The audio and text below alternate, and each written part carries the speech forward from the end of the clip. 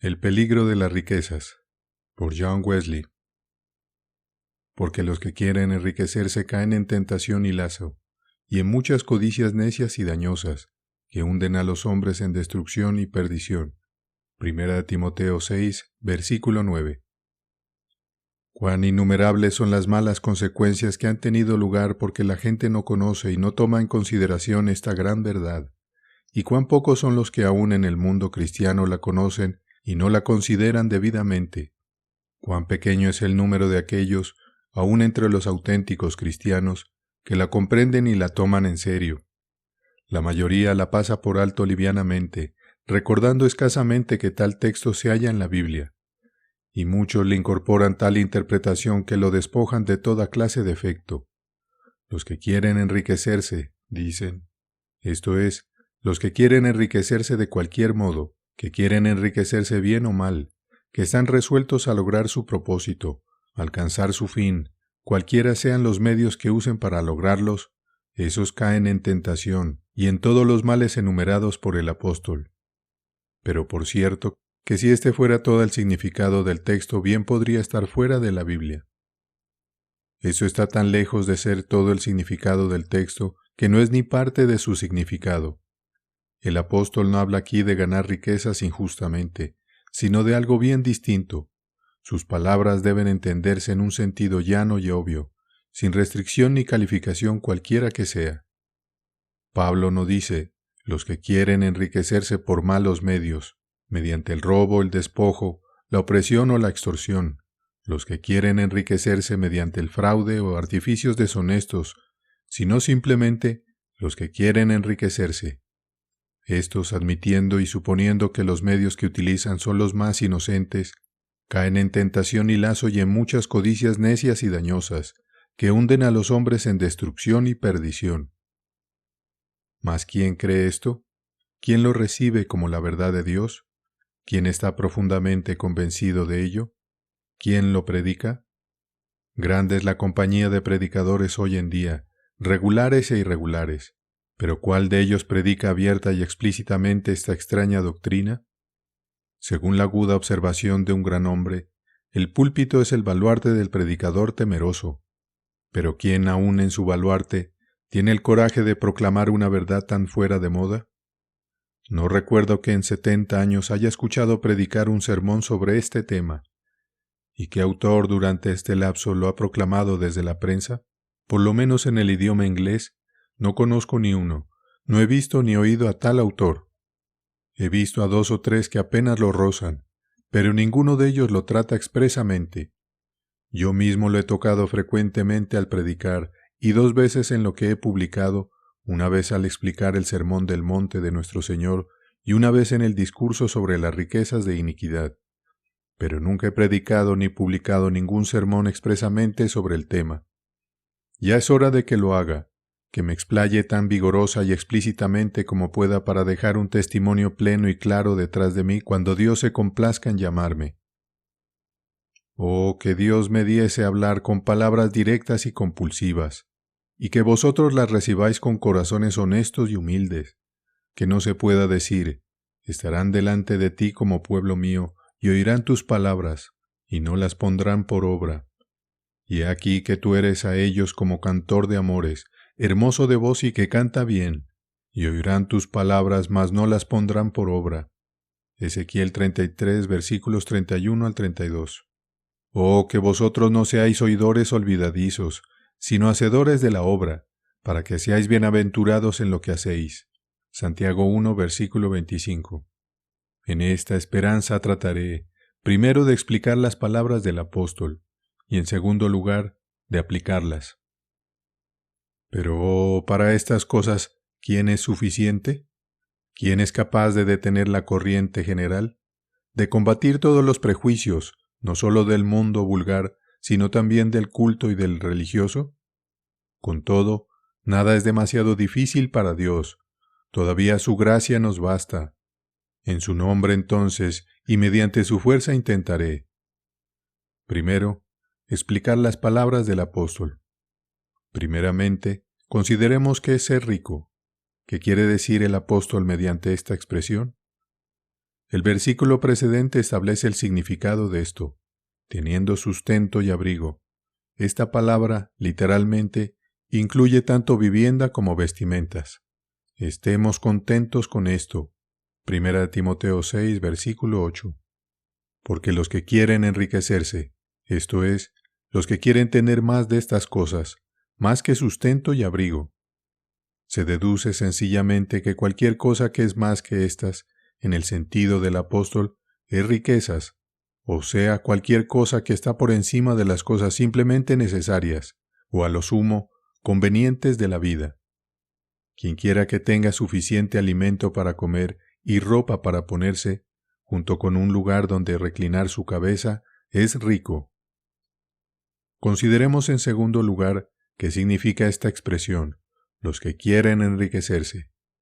¿No implica esto, primeramente, los que quieren enriquecerse y tener más que sustento y abrigo, a aquellos que deliberadamente desean más que alimento para comer, ropa para vestirse y un lugar donde reclinar su cabeza, o sea, más que las cosas simplemente necesarias y convenientes de la vida? Por lo menos todos los que se permiten a sí mismos este deseo, que no ven ningún daño en él, desean enriquecerse. Y lo mismo hacen en segundo lugar todos los que con calma, deliberadamente y a propósito se esfuerzan por lograr más que sustento y abrigo, quienes se proponen y se esfuerzan no solo por lograr los recursos mundanos que les proporcionarán las cosas necesarias y convenientes de la vida, sino por más que esto, sea para almacenarlo o para gastarlo en cosas superfluas. Todos ellos demuestran innegablemente su deseo de enriquecerse, al esforzarse en lograrlo. ¿Acaso no debemos, en tercer lugar, hacer figurar entre los que quieren enriquecerse a todos aquellos que se hacen tesoros sobre la tierra, algo tan expresa y claramente prohibido por nuestro Señor como el adulterio o el homicidio? Mateo 6, versículo 19. Se admite, primero, que debemos de proveer las cosas necesarias y convenientes para los miembros de nuestra familia. Segundo, que las personas dedicadas a los negocios han de guardar todo lo que sea necesario para llevar adelante dichos negocios. Tercero, que hemos de dejar a nuestros hijos aquello que les provea lo necesario y conveniente después de que hayamos dejado el mundo. Y cuarto, que hemos de proveernos de todas las cosas honestamente a la vista de las personas, de modo que no debamos a nadie nada. Romanos 13, versículo 8. Pero almacenar algo más, cuando todo esto ha sido hecho, es lo que nuestro Señor lisa y llanamente ha prohibido. Cuando se realiza tranquila y deliberadamente, es una clara prueba de nuestro deseo de enriquecernos, y amontonar dinero de esta manera no es más consecuente con la buena conciencia que arrojarlo al mar. Debemos incluir entre ellos, en cuarto lugar, a todos los que poseen más de los bienes de este mundo que los que usan conforme a la voluntad del dador. Yo debiera decir del propietario, porque él solamente nos lo presta, o para hablar más estrictamente, nos lo confía como a mayordomos, reservándose la propiedad de ellos para sí mismo. Y por cierto que no podría actuar de otra manera, puesto que son la obra de sus manos. Él es y debe ser el dueño de los cielos y la tierra. Génesis 14, versículos 19 y 22. Este es su derecho inalienable, derecho del cual no puede despojarse. Y juntamente con esa porción de sus bienes que Él ha colocado en nuestras manos, nos ha entregado las Escrituras, especificando los propósitos para los cuales Él nos ha confiado. Por lo tanto, si guardamos en nuestras manos más de lo que es necesario para los propósitos precedentes, ciertamente caemos bajo el cargo de querer enriquecernos. Por encima de eso, somos culpables de enterrar el talento de nuestro Señor, y por causa de ello estamos sujetos a ser declarados malos por ser siervos inútiles. Mateo 25, versículos 26 y 30. Bajo esta imputación de querer enriquecerse, caen, en quinto lugar, todos los avaros, amantes del dinero. Segunda de Timoteo 3, versículo 2. La palabra probablemente designa a aquellos que se deleitan en el dinero, que se complacen en él, los que en él buscan su felicidad, que cobijan su oro y plata, sus billetes y sus pagarés. Así era el hombre descrito por el distinguido pintor romano, quien prorrumpió en aquel soliloquio natural. El pueblo me silba, pero en casa me aplaudo. cuando contemplo el dinero en mi cofre del tesoro. Si hay algunos vicios que no son naturales al ser humano, debiera imaginar que este es uno de ellos, puesto que el dinero, por sí mismo, no gratifica ningún deseo natural o apetito de la mente humana, y puesto que, durante una observación de 70 años, no recuerdo un solo ejemplo de una persona entregada al amor al dinero que no haya descuidado emplear este precioso talento conforme a la voluntad de su amo. Después de esto, el pecado fue castigado por el pecado, y a este mal espíritu le fue permitido entrar en ella. Pero aparte de este tipo grosero de codicia, el amor al dinero, hay una forma más refinada de codicia, nombrada por el gran apóstol, pleonexia, lo cual literalmente significa un deseo por poseer más de lo que ya tenemos, y esos también caen bajo la descripción de los que quieren enriquecerse.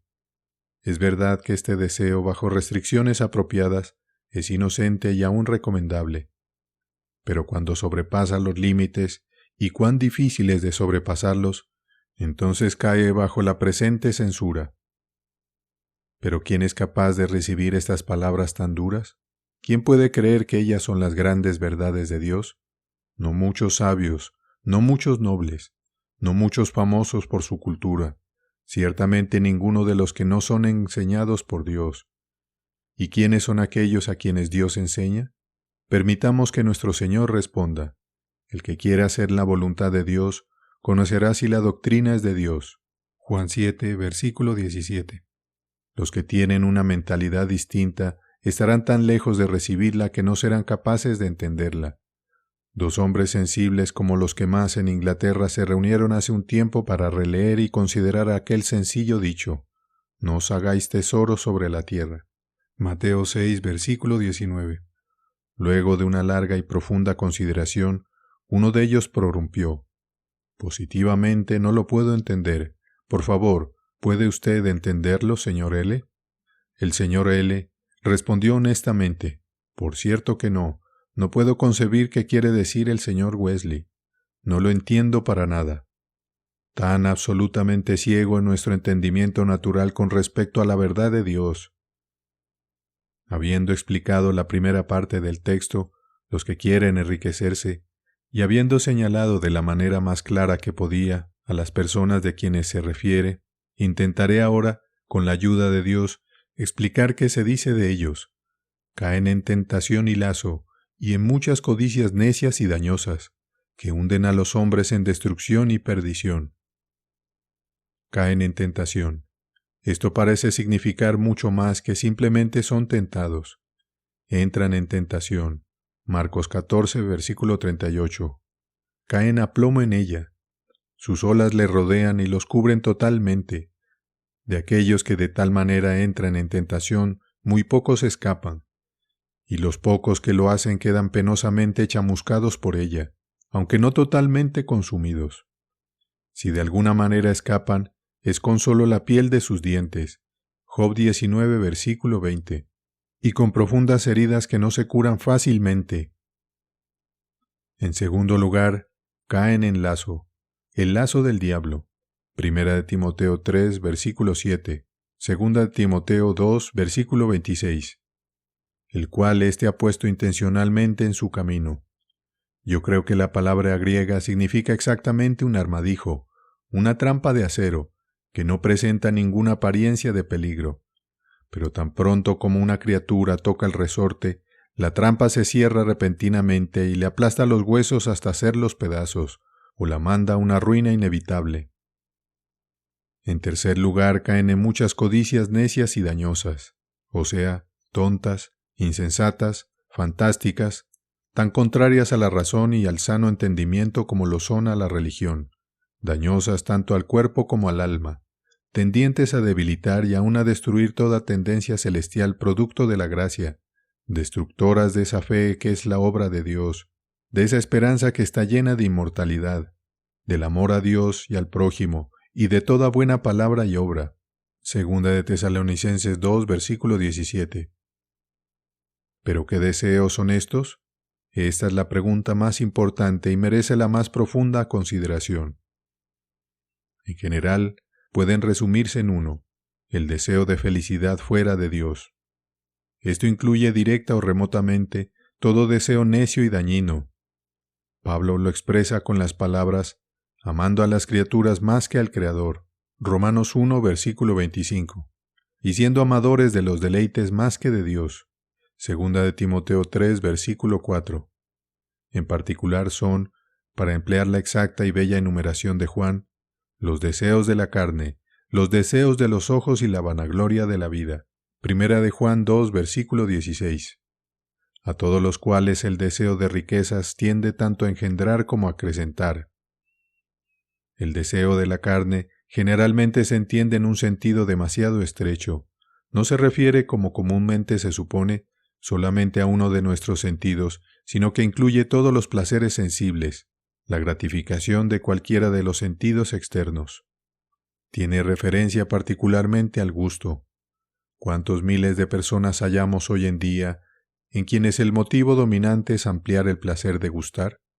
Quizá no gratifican este deseo de un modo grosero como para incurrir bajo la imputación de intemperancia, mucho menos como para violentar su salud o perjudicar su entendimiento mediante la glotonería o la embriaguez.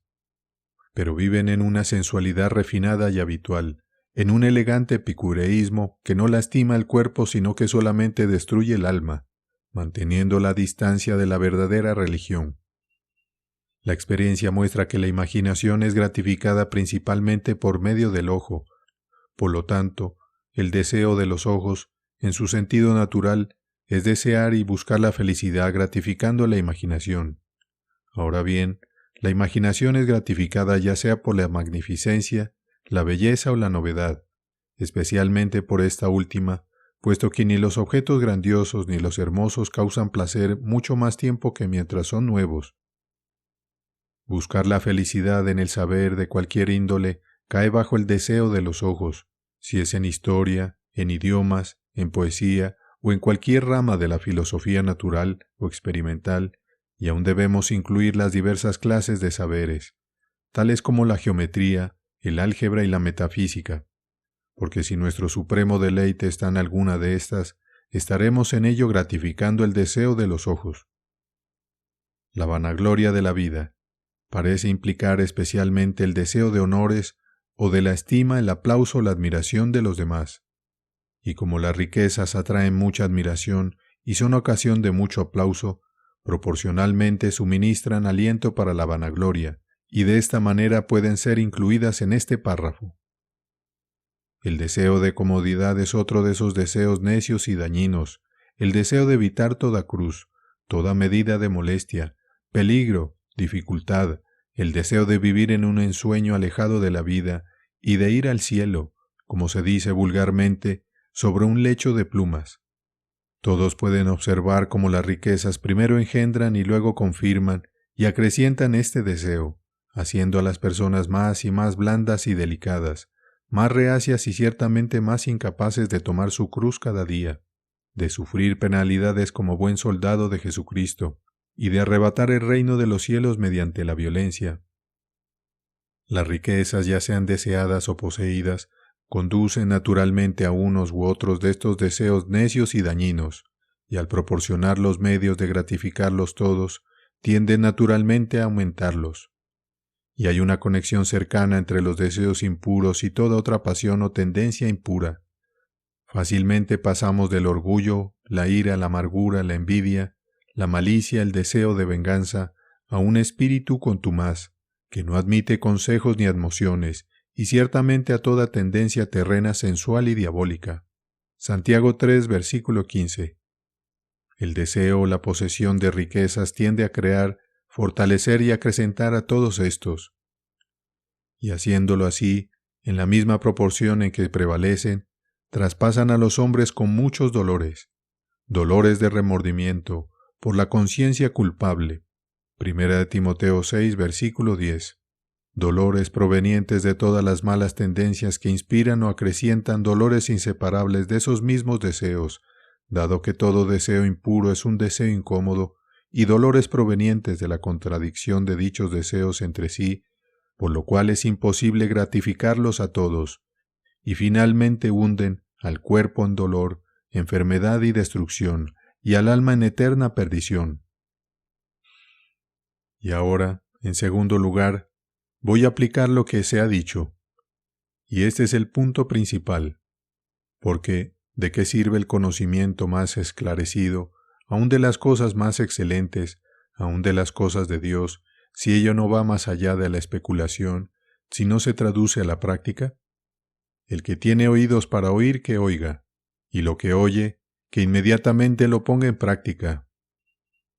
Oh, que Dios me diese aquello que yo ansío, que antes que yo me vaya y perezca, y no me vean más, pueda haber un pueblo plenamente consagrado a Dios, crucificado al mundo, y el mundo crucificado a ellos. Un pueblo verdaderamente entregado a Dios, en cuerpo, alma y sustancia. Cuán alegremente diría entonces: ahora, Señor, despides a tu siervo en paz. Pregunto entonces, en el nombre de Dios, ¿quién de vosotros desea enriquecerse? ¿Quién de vosotros, pregunta en vuestros corazones ante la vista de Dios, desea seria y deliberadamente, y quizás os aplaudís a vosotros mismos, como ejemplo no pequeño de vuestra prudencia, tener más que alimentos para comer, más ropa para ponerse, y una casa que os cubra? ¿Quién de vosotros desea más que las cosas sencillas que son necesarias y convenientes para la vida? Deteneos, considerad, ¿qué estás haciendo? El mal está delante de vosotros, corréis sobre la punta de una espada.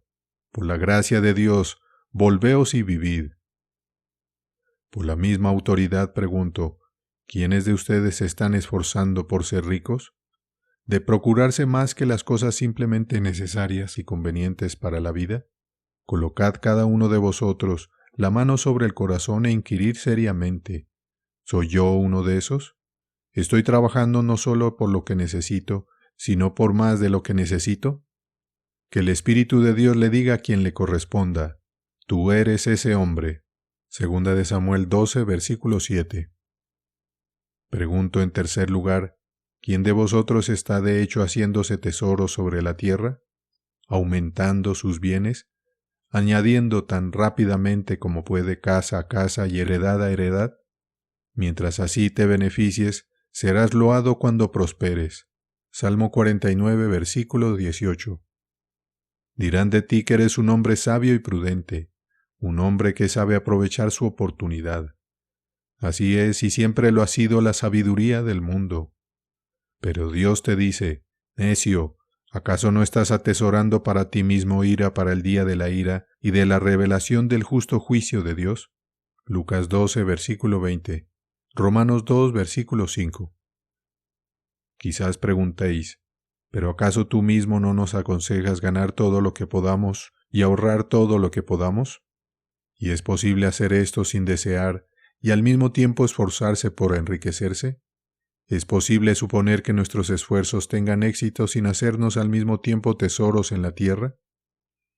Yo respondo, es posible. Es posible que ganes todo lo que puedas sin que perjudiques tu alma o tu cuerpo.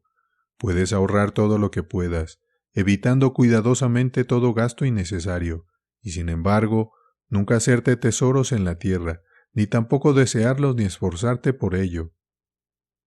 Permíteme hablar tan francamente de mí mismo como lo haría de otra persona. Gano todo lo que puedo, a saber, escribiendo, sin dañar a mi alma o a mi cuerpo. Ahorro todo lo que puedo, sin malgastar nada por gusto, ni una hoja de papel, ni un vaso de agua. No gasto nada, ni un chelín a no ser por un sacrificio a Dios. Sin embargo, dando todo lo que puedo, estoy efectivamente protegido contra el peligro de hacerme tesoro sobre la tierra, y estoy protegido de desear enriquecerme o de esforzarme por ser rico, puesto que doy todo lo que puedo. Y de que hago esto llamo a testificar a todos los que me conocen, tanto amigos como enemigos. Pero algunos pueden decir, sea lo que te esfuerces por ello o no, tú eres innegablemente rico. Tienes más que lo necesario para vivir. Lo tengo, pero el apóstol no pone la carga simplemente en poseer cualquier cantidad de bienes, sino en poseer más de lo que empleamos conforme a la voluntad del dador. Hace 42 años, teniendo el deseo de proveer a la gente pobre con libros más baratos, más cortos y más sencillos que cualquiera de los que había visto, escribí muchos tratados pequeños, generalmente un penique cada uno, y luego varios más grandes. Algunos de ellos tuvieron una venta como yo no lo había pensado, y por este medio inadvertidamente me hice rico, pero nunca lo deseé ni me esforcé por lograrlo, y ahora que me ha sobrevenido de improviso, no acumulo tesoros sobre la tierra, no acumulo absolutamente nada.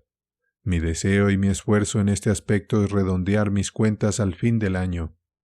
Me veré obligado a dejar mis libros detrás de mí cuando Dios me llame, pero en todos los demás aspectos mis manos serán mis ejecutoras. Y ahora, mis hermanos, que vosotros los que sois ricos sean siquiera como soy yo. Preguntaos vosotros los que poseéis más que el alimento y la vestimenta, ¿qué haremos? ¿Arrojaremos al mar lo que Dios nos ha dado? Dios no permita que lo hagáis.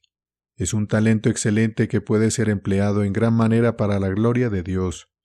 Vuestro camino se extiende llano ante vuestro rostro. Si tenéis valor, caminad en él. Habiendo ganado, en sentido correcto, todo lo que podéis y ahorrado todo lo que podéis, a pesar de la naturaleza, la costumbre y la prudencia mundana, dad todo lo que podéis. Yo no digo, sé un buen judío dando un diezmo de lo que posees. Tampoco digo, sé un buen fariseo dando un quinto de tus bienes. No me atrevo a aconsejarte que des la mitad de lo que tienes, no, ni tampoco 3/4, sino todo. Levantad vuestros corazones y veréis en qué sentido esto ha de hacerse. Si deseas ser un mayordomo fiel y prudente, de esa porción de los bienes del Señor que en el tiempo presente Él ha colocado en tus manos, mas con el derecho a recuperarlos cuando a Él le plazca, primero, provee las cosas necesarias para ti mismo, alimentos para comer, vestimenta para cubrirte, cualquier cosa que la naturaleza requiera para preservar tanto tu salud como tus fuerzas. Segundo, provee estas cosas para tu esposa, tus hijos, tus sirvientes, y todos los otros que estén comprendidos en tu casa. Si cuando esto ha sido hecho queda un excedente, entonces haz el bien a los de la familia de la fe. Si todavía hay un excedente, según tengas oportunidad, haz el bien a todos los hombres. Gálatas 6, versículo 10. Al obrar así, da todo lo que puedas, en un sentido cabal, todo lo que tienes.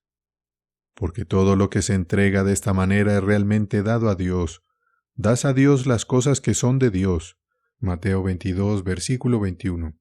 No solo por lo que das a los pobres, sino también mediante aquello que gastas en proveer las cosas necesarias para ti mismo y para tu familia. Oh vosotros metodistas, escuchad la palabra del Señor. Tengo un mensaje de Dios para toda la humanidad, pero sobre todo para vosotros. Por más de 40 años he sido un siervo para Dios y para vuestros padres, y no he sido como una caña agitada por el viento. No he variado en mi testimonio. Os he testificado exactamente lo mismo desde el primer día hasta ahora. ¿Pero quién ha creído a nuestro anuncio? Me temo que no muchos ricos. Me temo que es necesario aplicar a algunos de ustedes aquellas terribles palabras del apóstol. Vamos ahora, ricos, llorad y aullad por las miserias que os vendrán. Vuestro oro y plata están enmohecidos, y su moho testificará contra vosotros, y devorará del todo vuestras carnes como fuego. Santiago 5, versículos 1 y 3. Y ciertamente será así, a menos que vosotros a la vez ahorréis todo lo que podéis, y deis todo lo que podéis. Pero ¿quién de vosotros ha considerado esto desde que escucháis por primera vez la voluntad de Dios al respecto? ¿Quién está decidido ahora a considerarlo y practicarlo? Por la gracia de Dios comienza hoy. Vosotros, amantes del dinero, oíd la palabra del Señor. ¿Suponéis que el dinero, aunque se multiplique como la arena del mar, puede dar felicidad? Entonces estáis entregados a un poder engañoso, para que creáis tal mentira. Segunda de Tesalonicenses 2, versículo 11. Una mentira palpable, refutada diariamente por 1000 experiencias. Abrid vuestros ojos, mirad a vuestro alrededor. ¿Son los ricos los más felices? ¿Tienen la porción más grande de contentamiento los que tienen las mayores posesiones? ¿No es verdad lo contrario? ¿No es una observación común que las personas más ricas son generalmente las más descontentas, las más miserables? ¿No tenían más felicidad la mayor parte de ellos cuando tenían menos dinero? Mirad dentro de vuestros pechos. Si habéis acrecentado vuestros bienes, ¿habéis acrecentado proporcionalmente vuestra felicidad? ¿Tenéis más fortuna, pero tenéis más contentamiento? Sabéis lo contrario. Sabéis que al buscar la felicidad en las riquezas, solo estáis tratando de beber en copas vacías, y por más que estén finamente decoradas y pintadas, aún están vacías. Vosotros los que deseáis enriqueceros, oíd la palabra del Señor. ¿Por qué habéis de ser golpeados aún más? 1 Timoteo 6, versículo 19. ¿Ni aun la experiencia os enseñará sabiduría? ¿Saltaréis dentro de un hoyo con los ojos abiertos? ¿Por qué todavía debéis caer en tentación? No otra cosa sino la tentación os acosará mientras estáis en el cuerpo. Pero aunque os acose por todos lados, ¿por qué os meteréis en ella? Esto no es necesario, es vuestro propio acto voluntario. ¿Por qué habéis de arrojaros una vez más en lazo, en trampa que Satanás os ha preparado, la cual está lista para romperos los huesos en pedazos para quebrantar a muerte vuestra alma? Después de una clara evidencia, ¿por qué habéis de hundiros una vez más en codicias necias y dañosas? Codicias tan necias, tan incongruentes con la razón como lo son con la misma religión. Deseos que ya os han hecho tanto mal, que ni todos los tesoros sobre la tierra pueden contrapesar. ¿No os han dañado ya, no os han herido en lo más tierno, debilitando y aun destruyendo vuestra hambre y sed de justicia? Mateo 5, versículo 6. ¿Tenéis ahora el mismo anhelo que una vez tuvisteis de la imagen plena de Dios? ¿Tenéis el mismo deseo vehemente como antes lo tuvisteis de ir adelante a la perfección? ¿No os han lastimado ya debilitando vuestra fe? ¿Tenéis ahora la impresión inmanente de la fe como certeza de lo que se espera?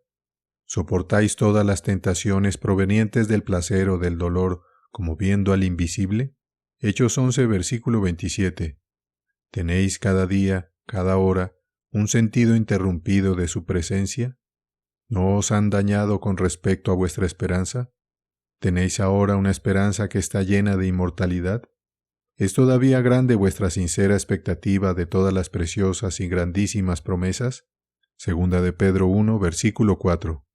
¿Gustáis ahora de los poderes del siglo venidero? ¿Estáis sentados en lugares celestiales con Cristo Jesús? Efesios 2, versículo 6. ¿No os han herido como si apuñalaran vuestra religión en pleno corazón? ¿No han enfriado, si es que no lo apagaron, vuestro amor a Dios? Esto se determina fácilmente. Tenéis el mismo deleite en Dios que una vez tuvisteis. Podéis decir ahora, nada deseo, ni abajo ni arriba. ¿Feliz, feliz en tu amor? Me temo que no. Y si vuestro amor a Dios está en cierto modo decaído, lo mismo está vuestro amor al prójimo. Estás pues heridos en la misma vida y espíritu de vuestra religión. Si perdéis el amor, lo perdéis todo. ¿No estáis heridos con respecto a vuestra humildad? Si habéis aumentado vuestros bienes, no puede ser de otra manera. Muchos pensarán que eres una persona mejor porque eres más rico. ¿Y cómo podrás evitar tú mismo pensar así? Digo esto considerando especialmente las recomendaciones que algunos te darán con toda simplicidad, y muchos con el propósito de servirse ellos mismos de ti. Si estás herido en tu humildad, ello se manifestará por esta señal. No serás tan receptivo de enseñanzas o de consejos como lo eras antes. No eres tan fácil de convencer ni ser persuadido. Tienes una opinión mucho mejor de tu propio juicio y estás más adherido a tu propia voluntad. Antes podías ser guiado con un hilo. Ahora nadie puede hacerte dar vuelta ni con coyundas de carreta. Isaías 5, versículo 18. Te alegrabas de ser amonestado o reprendido, pero eso es tiempo pasado. Y ahora consideras a una persona como tu enemigo porque te dice la verdad. Que cada uno considere esto con calma y vea si no es su propio retrato. ¿No estáis igualmente heridos con respecto a vuestra mansedumbre? una vez aprendiste una excelente lección de aquel que era manso y humilde de corazón. Cuando te maldecían, no respondías con maldición. Mateo 11, versículo 29. Primera de Pedro 2, versículo 23. No devolvías agravio por agravio, sino por el contrario bendición. Primera de Pedro 3, versículo 9. Tu amor no se irritaba, sino que te capacitaba en todas las ocasiones para vencer con el bien al mal. Más bien puede decirse que no puedes soportar nada, ni injurias ni aun afrentas. ¿Con qué rapidez te excitas? ¡Qué pronto eso sucede! ¿Qué? ¿Hacerme eso a mí? ¿Qué insolencia es esta? ¿Cómo se atreve? No soy ahora como era tiempo atrás. Que sepa que soy capaz de defenderme. Lo que quiere decir es de vengarme. Y si no agarras a tu consiervo por el cuello, no será porque no quieres, sino porque no eres capaz de hacerlo. ¿No estáis herido también en vuestra paciencia? ¿Ahora vuestro amor todo lo soporta? Primera de Corintios 13, versículo 7. ¿Todavía con vuestra paciencia poseéis vuestras almas, como cuando primeramente creísteis? Lucas 21, versículo 19. ¡Oh, qué cambio hay aquí! Has aprendido a estar frecuentemente de mal humor. Estás a menudo sin sosiego, te sientes mal y das rienda suelta al enfado. Hallas que demasiadas cosas vienen atravesadas de modo que no sabes cómo podrás soportarlas. Hace muchos años estaba visitando en Londres a un caballero que temía mucho a Dios y que generalmente donaba cada año 9/10 de su renta anual. Vino un sirviente y arrojó algunos trozos de carbón en el fuego. Salió una bocanada de humo. El distinguido caballero se echó hacia atrás en su silla y exclamó: «Oh, señor Wesley, estas son las cruces con las que me encuentro cada día». ¿No hubiera sido un poco menos impaciente si hubiera ganado 50 libras por año en vez de 5,000? Pero para volver al tema, vosotros los que habéis tenido éxito en vuestro esfuerzo por aumentar vuestras posesiones, ¿no os habéis hundido insensiblemente en la molicie mental y acaso también corporal? ¿Ya no os regocijáis más en sufrir penalidades como buen soldado de Jesucristo? Segunda de Timoteo 2, versículo 3. Ya no os apresuráis a entrar al reino de los cielos ni lo arrebatáis. Lucas 9, versículo 23. No os negáis a vosotros mismos alegre y gozosamente, ni tomáis vuestra cruz cada día. No podéis negaros a vosotros mismos el placer de dormir en una cama blanda, en vez de escuchar la palabra que puede salvar vuestras almas. Por cierto, uno no puede salir tan temprano en la mañana. Además, está oscuro y hace frío, y hasta lluvioso también, todo junto. Ni pensarlo. No decías esto cuando eras pobre, entonces no tomabas en cuenta ninguna de estas cosas. Es el cambio de las circunstancias lo que ha causado este cambio de melancolía en tu cuerpo y tu mente. No eres más que la sombra de lo que fuiste. ¿Qué han hecho de ti las riquezas? Pero no se puede esperar que yo haga lo mismo que hacía antes. Ahora he envejecido. ¿No he envejecido yo tanto como tú? ¿No ando en mis 78 años? Sin embargo, por la gracia de Dios no aflojo el paso todavía, ni tampoco aflojarías tú, si todavía fueses pobre. Estáis tan profundamente heridos que habéis casi perdido vuestro celo por las obras de misericordia así como las de piedad. ¿Alguna vez avanzaste a través del frío, de la lluvia o cualquier obstáculo que hubiera en tu camino para ver a los pobres, los enfermos, los atribulados? Anduviste por todos lados haciendo el bien y hallaste a aquellos que no eran capaces de hallarte. Alegremente te arrastraste hasta dentro de sus sótanos, trepaste a sus guardillas para suplir todas sus necesidades y gastarte haciendo sus santos. ¿Andas ahora en los mismos pasos? ¿Qué te lo impide? ¿Temes que te arruine tu saco de seda? ¿O acaso otro león en el camino? ¿Tienes miedo de contagiarte con parásitos? ¿No tienes miedo de que el león rugiente te atrape? ¿No tienes temor a aquel que ha dicho: en cuanto no lo hiciste a uno de estos más pequeños, tampoco a mí lo hicisteis? Mateo 25, versículo 45. ¿Y qué vendrá después? Apartaos de mí, malditos, al fuego eterno preparado para el diablo y sus ángeles. Mateo 25, versículo 41.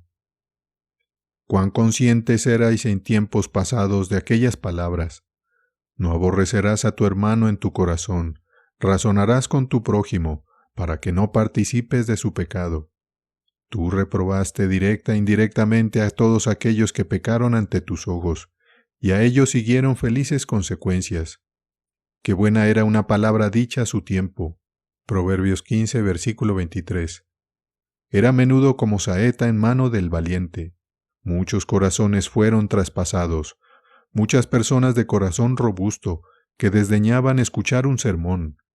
Cayeron subyugados ante su cruz y sintieron sus saetas en sangre bañadas.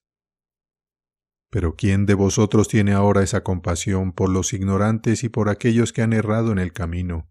Puede ser que sigan errantes por vuestra causa y que se hundan en el lago de fuego sin retardo ni estorbo. El oro ha acorazado vuestros corazones. Tenéis otras cosas que hacer, sin defensa ni piedad, que caigan los miserables. De esta manera os he dado a vosotros ganadores, amantes y poseedores de riquezas, una advertencia más, que puede ser la última. Oh, que no sea en vano. Que Dios escriba todo esto en vuestros corazones, aunque es más fácil pasar un camello por el ojo de una aguja que entrar un rico en el reino de los cielos. Sin embargo, las cosas imposibles para los hombres son posibles para Dios. Habla, Señor, y aun los ricos que escuchan estas palabras entran en tu reino, arrebatarán tu reino, todo lo venderán por la perla de gran precio. Serán crucificados al mundo, y tendrán todas las cosas por basura para ganar a Cristo. El peligro de las riquezas, por John Wesley.